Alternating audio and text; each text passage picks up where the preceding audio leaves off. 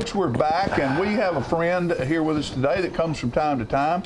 This guy is a bright man, and has all kinds of things that he loves to talk about. And one of the things he's very interested in is tornadoes, and has done a lot of research and work on tornadoes and why and how and what we can do. And that's Chuck Mangino, and Chuck's back with us again today. You. Chuck, glad to have you here. Thank you, sir. Two big old tornadoes touched down yesterday. Yes, my wife called me into the room and she said, "You've got to see this." And I was expecting, there was two tornadoes, and I expected one on one side real big and one small one, but there was two big ones. And I guess the timing is just, in a way, for me being here. Last year I came on, was talking about my theory about disrupting the pattern before the tornado actually touches down. Right.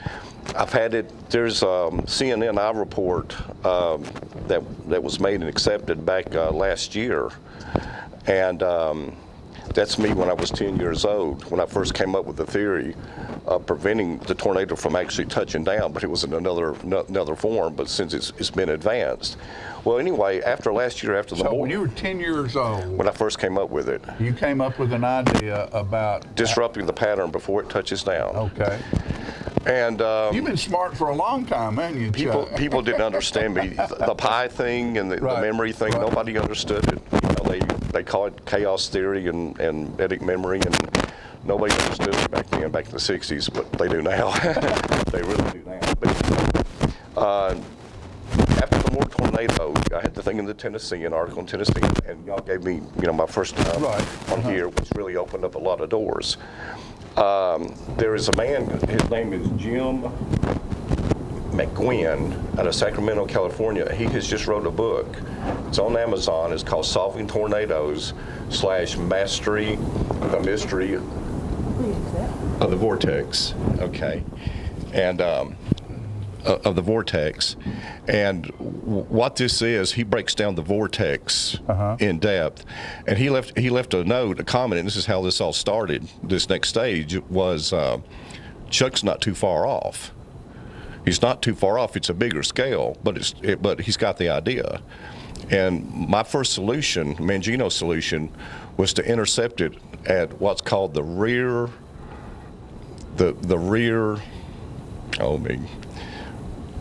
flank downdraft. And if you can intercept that pattern at the rear flank downdraft, it's the one that actually squeezes the air and actually makes the tornado form. A lot of people call it the hook. Right. But it's really one and the same. But if you can intercept it like 2,000 feet before the pattern is between 10 and 20,000 feet, if you can intercept that pattern, disrupt that pattern, that's where my whole solution starts right there. Also, the first Lego League team out of Windsor, Colorado, Mike Klimmer, got in touch with me. He says, "We saw your video, and is there any way we could use it for our first Lego League project for competition?" And I said, "Well, sure, it would be an honor." And what happened, they had an F3 tornado to go through Windsor, Colorado, back in 2008. So he says the kids were pumped, and so forth. It's kind of like they're kind of taking control of the situation. Sure. And it's to stimulate that mind. And like I said in the CNN report, it's like having starting a STEM program, basing on the Mangino solution of disrupting the pattern before it actually starts. So I'm getting a lot of, since last year after the Moore tornado, a lot of people are coming up. There was one physicist several months ago that came on national TV and says, well, think about building a wall and so forth, because people are really starting to look at this. They're getting bigger, they're getting more frequent, and there's more of a population, more of an area. Sure. So again, the Mangino solution is just one thing, is disrupting the pattern. How would that happen? With a maser. Think of your microwave oven, but on a greater scale. Right. With a airborne platform maser. At first, I set a 747 with one, which could happen. Also, what they call drones now. Right. Drones, if you set certain drones up 10, 20,000 feet, disrupt the pattern. And what happens is there is a supercomputer in Wyoming called the Yellowstone Weather Supercomputer. And I've talked about hopefully this happening for years ago. And it's finally happened. The computer is there. The math models are there.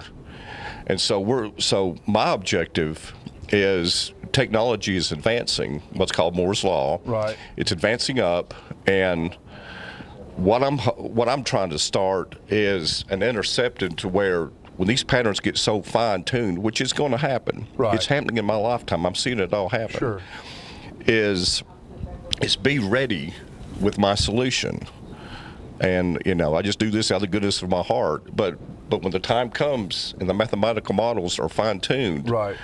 My solution is already looked at, it's fine-tuned, it's researched. I know all it goes into research and development, trust me. Yeah.